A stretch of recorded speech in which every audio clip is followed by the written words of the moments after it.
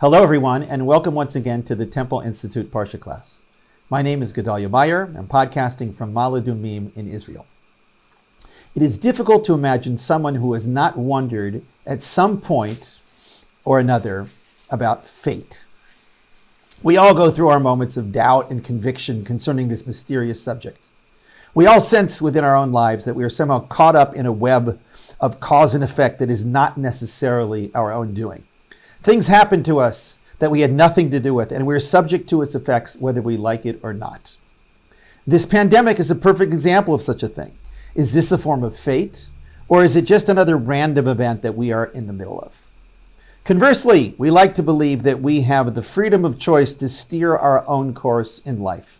This power is so ingrained in the human mind that all of the scientific mumbo-jumbo about genes and neurons and all the forces of nature that we ourselves are subject to cannot shake our conviction of this basic truth. Though we frequently sense within our own minds that we just do things without really choosing them, they just seem to pop up in the mind. This also does little to alter our solid belief in the freedom of the will. This is one of the great pillars upon which our entire view of our lives hinges. We make our own choices, and we must bear the consequences of those choices. This is a glaring contradiction. On the one hand, we have free will. On the other, there is either a fatalistic power that we are subject to, or a random whirlwind of events that we are equally subject to. It is not easy to sort out where one starts and the other ends. This week's Parsha is called Vayeshev, which means, and he dwelt. That word refers to the fact that Jacob now dwelt in the land of Canaan with his entire family, minus his wife Rachel, who died giving birth to its 12th son, Benjamin, in last week's Parsha. But instead of his troubles ending when he finally returned home, he found that they were really just beginning. It all revolved around the way he favored his first son from Rachel, who was named Joseph, and the inevitable jealousy of Joseph's half-brothers. To make matters worse, Joseph had a couple of dreams in which he saw images of things representing his entire family bowing down to him. Foolishly, he told them all about his dreams, which of course only intensified their hatred of him. Such was life in the Bible. As things happened, Jacob sent Joseph out to find his brothers while they were out somewhere with the sheep. When they saw him approach, they schemed about what to do with him. They first considered out and out killing him. That was how bad things had gotten. Instead, wiser voices prevailed, and they ended up selling him to a passing caravan of merchants who saw a good deal for a slave to sell somewhere. This caravan ended up transporting him to Egypt, where he was sold to a man named Potiphar, who had a position of significance in the ancient Egyptian hierarchy.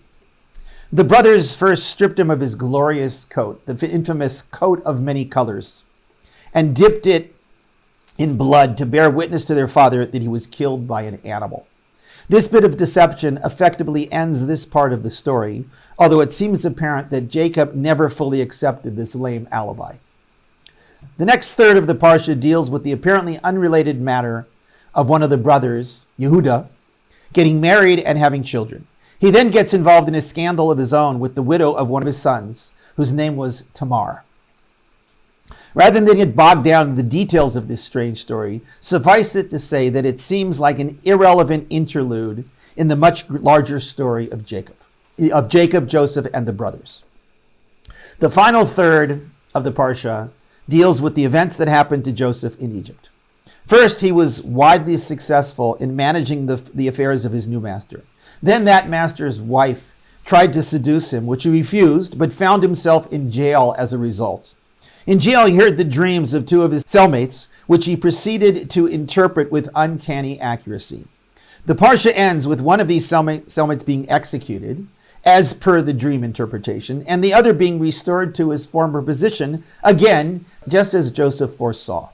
The final verse reads that this man, after being restored to his former position, promptly forgot about Joseph entirely, despite Joseph's pleas that he put in a good word for him.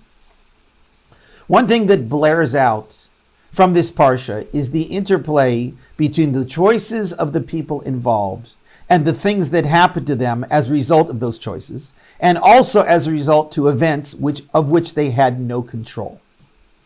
Joseph didn't ask for his dreams, but he made the choice to tell everyone about them. Jacob sent Joseph to find his brothers, but he had nothing to do with the brothers selling him to the caravan. The brothers decided to take revenge on Joseph, but it was not their doing that a caravan happened to be passing by. Joseph served his master superbly in Egypt, but he found himself in jail as a result of his efforts. There happens to be an even more dramatic interplay going on beneath the storyline. This, of course, is something that everybody who is familiar with the Bible knows as well as they know nursery rhymes. The stories in Genesis all lead towards one ultimate end: getting the Israelites into Egypt so that they can be enslaved and the Exodus can happen. This whole thing with Jacob and his problems, his sons and their sibling rivalries, Joseph and his ups and downs, was nothing but a ploy to get them into Egypt. It was a well-directed movie script with actors playing their parts perfectly, even though they were unaware of that they were playing roles, and everything moving along right on key. Amazing as it sounds, the Torah makes this 100% clear. This story, with its family interplay and its free will choices made by everyone involved, was nothing but a choreographed drama to lead to a predestined end.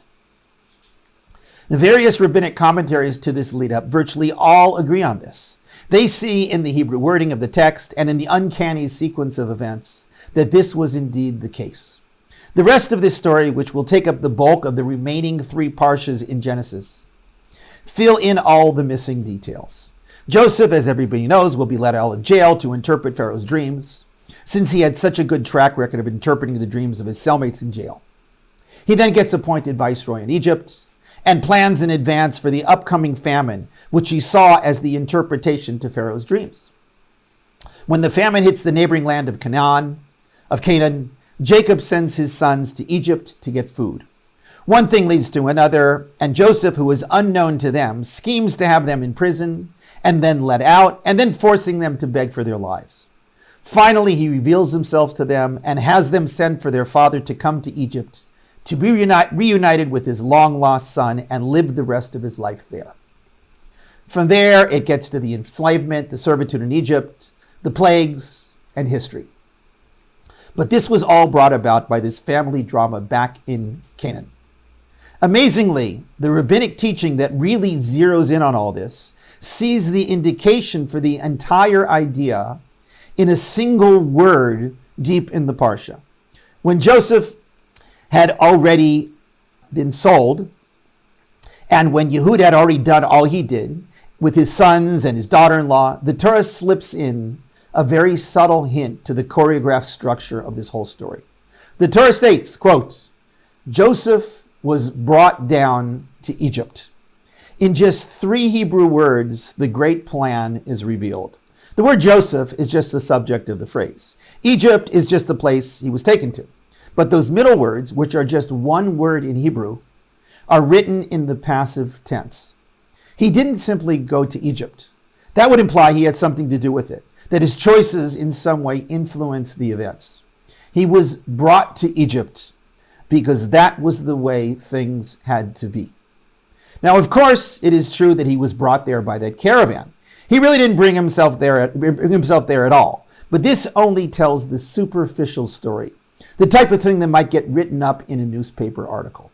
The real story is that he was brought to Egypt not by some caravan, the drivers of which were only playing their part in this choreographed drama, but by the driver of the entire story of the Bible, God. This is the true message of this story, which, outside of the Exodus itself, is the longest in the entire Pentateuch. We act and we choose and we do all kinds of things. And those things really do matter. But they are only minor details in the larger story, of which we are nothing more than actors simply playing our parts. Some people find this way of looking at things disturbing. They want the little things in their lives to have some sort of significance beyond just allowing them a bit of freedom to play their part more realistically. The fact is that this idea is no threat to that desire. For each individual, their life is of cosmic significance, and their choices have ultimate meaning. But that does not take away from the fact that they play a part in a much greater story in which they may only have the foggiest of notions is even taking place. The story of any individual's life is a small but personally significant part of the story of the world. And that story is too big to be written by any of the participants. We have choices in our lives. We can elect to see our lives as filled with meaning in some personal sense or not. We have another choice. We can elect to see our lives as contributions to a much greater story that is taking place all around us and within us. It began long before us and will continue long after we have finished playing our part. But we can also choose to ignore that greater story and just focus on the small but powerfully significant story of our own lives. We can even choose to ignore the significance of those stories, large or small, and just see the entire thing as nothing more than a grand accident that has no meaning or purpose whatsoever. This much leeway God allows us. Whatever we choose, we still play our parts. This idea strikes at the heart of religion and of life itself.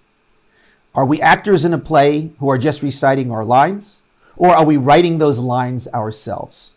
Are we part of some greater story, or is this all nothing more than a meaningless series of events that just goes on like some ridiculous thread on Facebook?